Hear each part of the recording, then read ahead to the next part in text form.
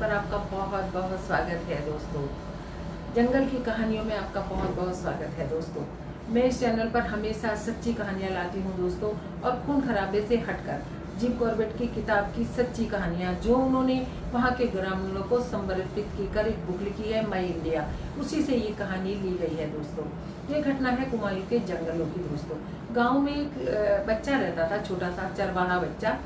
तो वो सुबह ही अपनी भैंसें चराने जाया करता था और शाम को उन्हें वापस ले आया करता था। ये उसका रोज का दिनचर्या थी दोस्तों। एक दिन वो सुबह ही अपनी भैंस लेकर गया और वो आराम से अपना भैंसों को उसने छोड़ दिया, और वो जो भैंसों के गले में जो घंटियाँ थी उनसे मीठी मीठी धूल निकल रही थी, और वो अपना सर लगाकर और आराम से एक पेड़ के नीचे बैठ गया। जंगल का नियम है दोस्तों, एक तो जंगल में जब बहुत ज़्यादा खामोशी होगी तो जरूर अवश्य कुछ घटने वाला होगा दोस्तों।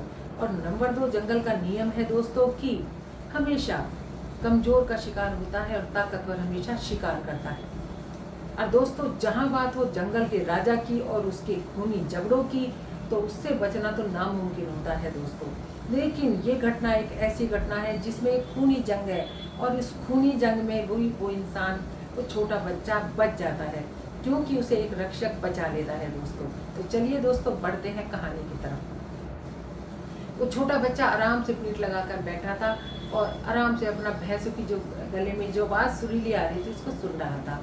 उसे समझ ही नहीं थी, उसका ध्यान ही नहीं था, उसके सपनों में या सोच में भी नहीं था कि कभी कुछ ऐसा भी हो सकता है। तभी उसे लगा साइड के झाड़ियों में से कुछ सरसराहट हुई। उसने देखने तक का भी मौका नहीं मिला और वहां से निकलकर एक टाइगर ने उसके कंधों पर हमला कर दिया। वो बच्चा चीख पड़ा, उसकी बहुत तेज चीख निकली और वो गिर गया।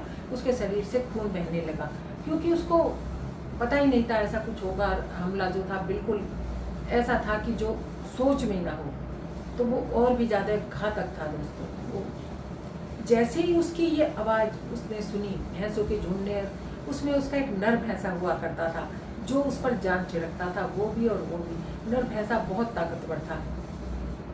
नर भैंस के जो कानों में उसकी जो वो चीख पहुंची दोस्तों, उसने आव देखा ना था और वो दौड़ पड़ा जहाँ पर वो बच्चा बैठा था।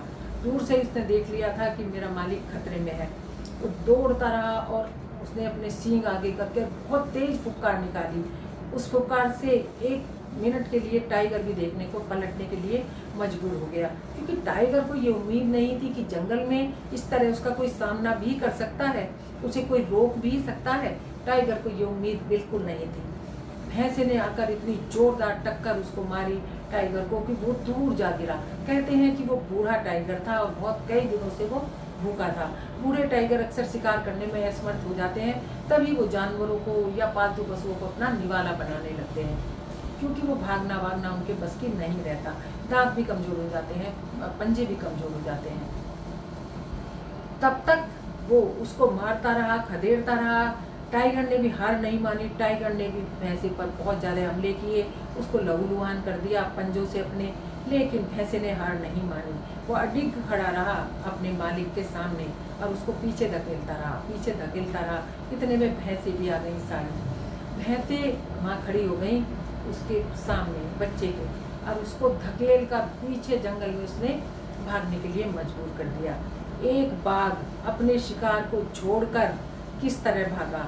एक भैंसे की वजह से, क्योंकि भैंसा अपनी जान पर भी खेलने के लिए तैयार था, अपनी जान देने के लिए तैयार था अपने मालिक के लिए।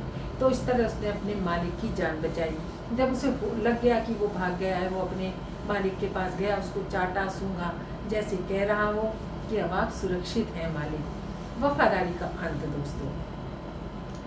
गांव वालों तक जब उनकी आवाज़ पहुंची भैंसों की और चीखों की, तो गांव वाले लाठी और डंडे लेकर आ गए। इतने में जब उन्होंने देखा कि भैंसा बहुत लहूलुहान था और वो गिर चुका था, उनकी आंखों में आंसू आ गए दोस्तों।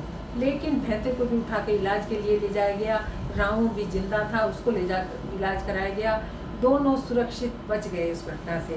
भैंसा हालांकि बहुत ज़्यादा घायल था, लेकिन वो फिर भी बच गया और अपने मालिक के साथ अंत तक बना रहा। दोनों बच गए दोस्तों। कहानी का अंत अच्छा हुआ। अंत भला तो सब भला दोस्तों। ऐसी ही बहुत सारी कहानी जिम कॉर्बेट ने अपनी किताब में लिखी है जो ग्रामीणों को समर्पित है वहाँ की।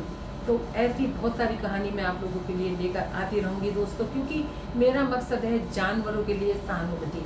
क्योंकि हम जानवरों को सिर्फ जानवर समझते हैं, लेकिन वक्त पड़ने पर वो अपनी जान की बाजी लगाकर भी हमारी रक्षा करते हैं दोस्तों।